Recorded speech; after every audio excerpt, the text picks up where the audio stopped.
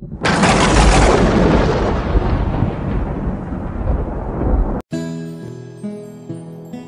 Al-Farisi, seorang pemuda asal Persia. Ia tinggal di sebuah kampung yang bernama Zayan. Ayahnya seorang kepala kampung dan termasuk orang yang kaya raya. Suatu ketika, Salman Al-Farisi mendapat kabar bahwa akan muncul di tanah Arab seorang nabi yang diutus dengan membawa agama Ibrahim. Ia berhijrah dari negerinya ke sebuah negeri yang memiliki banyak pohon kurma di antara dua buah lembah berbatu.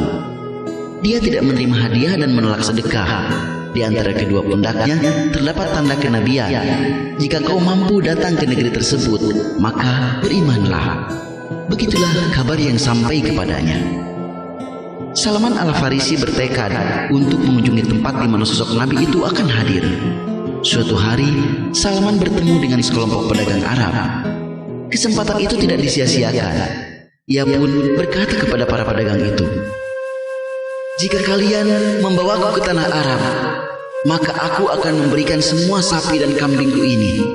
Ucap Salman kepada para pedagang Arab itu. "Baik, kami akan membawamu," jawab para pedagang itu. Salman Al-Farisi memberikan semua hewan ternaknya kepada mereka. Para pedagang itu pun membawa Salman Al-Farisi menuju tanah Arab. Akan tetapi, di perjalanan, para pedagang itu malah menjual Salman Al-Farisi kepada seorang Yahudi. Salman Al-Farisi pun menjadi pembantu orang Yahudi. Tetapi tidak lama kemudian, Salman Al-Farisi dibeli oleh salah seorang penduduk Bani Quraidah hingga ia pun dibawanya ke sebuah kota yang dikenal dengan sebutan Yathrib. Di kota itu, Salman melihat banyak pepohonan kurma. Ia teringat dengan cerita yang membuatnya harus berhijrah untuk menemukan sebuah kebenaran. Salman Al-Farisi pun tersadar bahwa kini ia sudah berada di tempat itu, tempat yang ia impikan selama ini. Suatu ketika, Salman bertemu Rasulullah Shallallahu Alaihi Wasallam. Namun, Salman ingin menguji kebenaran tentang tanda-tanda kenabian yang ia dengar selama ini. Ia pun memberikan buah-buahan untuk disedekahkan kepada Nabi. "Aku mendengar bahwa engkau adalah orang yang soleh dan engkau membawa para sahabat yang membutuhkan bantuan. Ini ada sedikit buah-buahan yang dapat aku sedekahkan," ucap Salman kala itu. Rasulullah Shallallahu Alaihi Wasallam pun mengambil pemberian Salman Al-Farisi. Akan tetapi, Rasulullah Shallallahu Alaihi Wasallam tidak memakan buah-buahan pemberian Salman Al-Farisi itu. Rasulullah Shallallahu Alaihi Wasallam memberikannya kepada para sahabat. "Ya, inilah tanda itu," pikir Salman. Ia pun bergegas mengumpulkan beberapa buah kurma. Begitu Rasulullah Shallallahu Alaihi Wasallam berangkat dari Kuba menuju Madinah, Salman Al-Farisi menghampiri Rasulullah Shallallahu Alaihi Wasallam sambil berkata, "Aku perhatikan bahwa engkau tidak makan harta sedekah, dan ini adalah hadiah yang aku bawakan buatmu," ucapnya kepada baginda.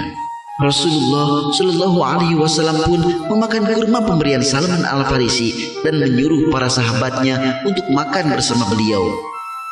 "Ya, inilah tanda yang kedua," ucap Salman semakin yakin dengan apa yang ia saksikan. Akan tetapi, ada satu lagi yang masih mengganjal dalam hatinya.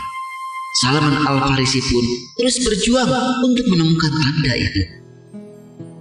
Hingga pada suatu hari, Salman Al-Farisi menemui Rasulullah Shallallahu Alaihi Wasallam.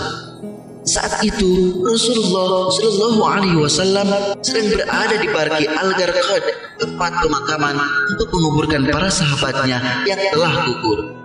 Begitu ada kesempatan, Salman pun berputar untuk melihat punggung baginda.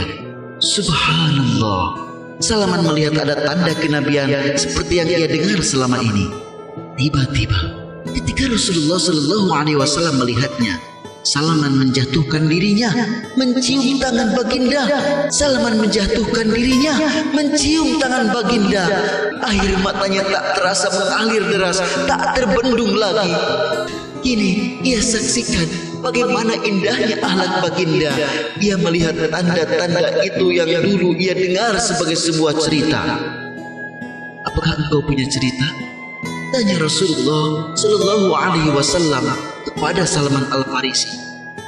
Salman Al-Farisi pun menceritakan kisah perjalanannya hingga sampai ke Madinah. Tidak lama kemudian, Salman Al-Farisi mengucapkan keimanannya di hadapan baginda Nabi Rasulullah Sallallahu Alaihi Wasallam. Asyhadu an la ilaha illallah wa asyhadu anna Muhammadar Rasulullah. Tidak ada Tuhan selain Allah dan Nabi Muhammad adalah utusan Allah.